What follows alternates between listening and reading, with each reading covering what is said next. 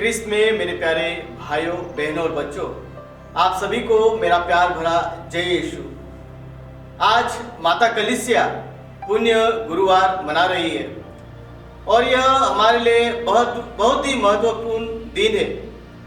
पुण्य गुरुवार जिस दिन प्रभु यीशु हमें एक बहुत ही बड़ी शिक्षा देते हैं, साथ ही साथ वे हमारे लिए दो महान संस्कारों की स्थापना करते हैं।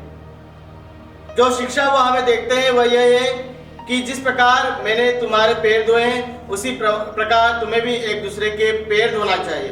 अर्थात यीशु हमें सेवा की शिक्षा वो हमें देते हैं। और दूसरा हम देखते हैं कि दो महान संस्कारों की स्थापना करते हैं। एक है पुरोहिताई संस्कार और दूसरा है यूक्रिस्ट संस्कार।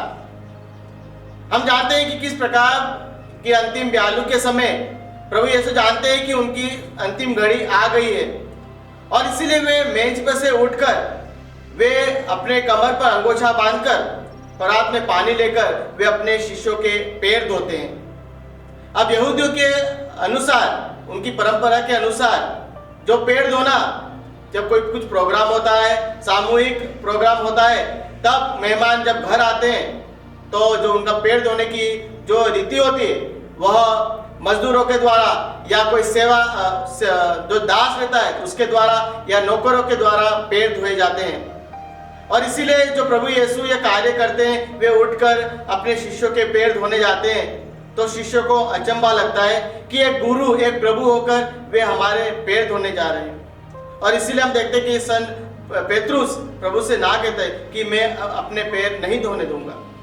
लेकिन प्रभु यीशु कहते हैं कि यदि तुम मुझे अपना प्रभु और गुरु मानते हो और मैं वही हूँ, और इसीलिए जिस प्रकार मैंने गुरु होकर प्रभु होकर तुम्हारा पैर धोए उसी प्रकार तुम्हें भी एक दूसरे के पैर धोना चाहिए। हाँ, ख्रिस्त में मेरे प्यारे भाइयों बहनों और बच्चों, प्रभु यीशु ने हमें यहाँ सेवा की भावना सिखाई है। हम देखते हैं कि किस प्रकार ये सेवा यूं ही नहीं आती, यह विनम्रता से आती है। और जब हम विनम्रता रखते हैं अपने जीवन में तो यह हम मनुष्य के लिए एक आभूषण है। विनम्रता द्वारा ये सेवा की कुंजी है।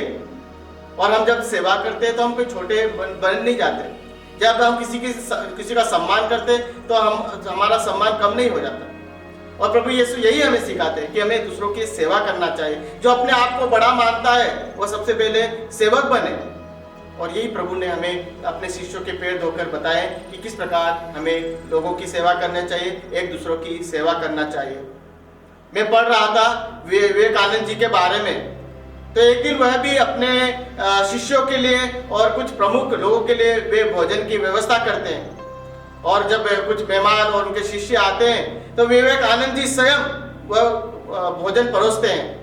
और जब वे स्वयं भोजन परोसते हैं तो उनके शिष्य आकर वे उनसे कहते हैं कि गुरु जी आप यह कार्य नहीं करें, यह कार्य हम कर देते हैं। तो विवेकानंद जी उनसे कहते हैं कि जी प्रभु यीशु के बारे में आपने नहीं सुना कि वो एक महान व्यक्ति होकर भी वे उनके शिष्यों के पैर धोते हैं, तो क्या मैं तुम्हारे लिए भोजन नहीं परोस सकता?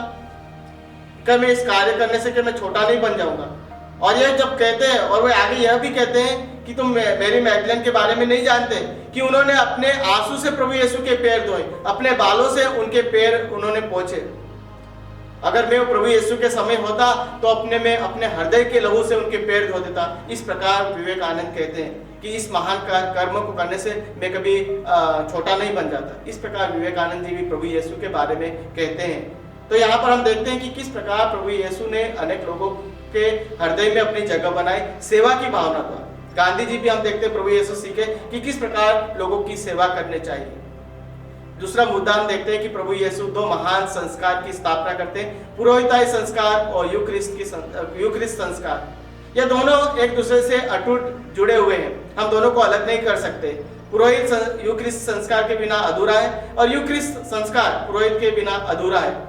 जब हम पुरोहित की बात करते हैं तो पुरोहित का भी काम होता है सेवा का कार्य। ईश्वर उन्हें चुनते हैं ईश्वर की सेवा करने के लिए, लोगों की सेवा करने के लिए प्रभु उन्हें चुनते हैं। जितने भी पुरोहित भाई लोग हैं हमें उनके लिए विशेष रूप से प्रार्थना करना चाहिए। हाँ, हम जानते हैं कहीं उनके भी जीवन में वे दुख तकलीफ होती है। कई बार हम उनसे आनातानी हो जाती है।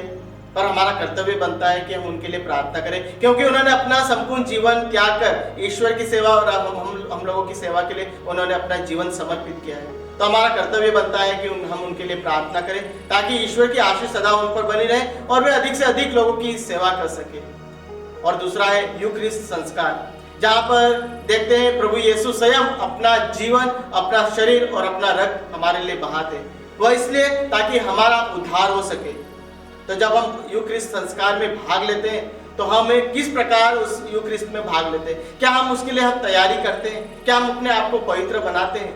तो विशेष रूप से ईश्वर से उसके लिए भी प्रार्थना करें कि हम यूक्रिस्ट संस्कार की जो यूक्रिस्ट संस्कार है उसको, उसका महत्व को समझ सके। प्रभु यीशु ने जो अपना शरीर और अपना जो लहू बहाया है, हम उस चीज को हम पूर्ण रूप से समझ सके।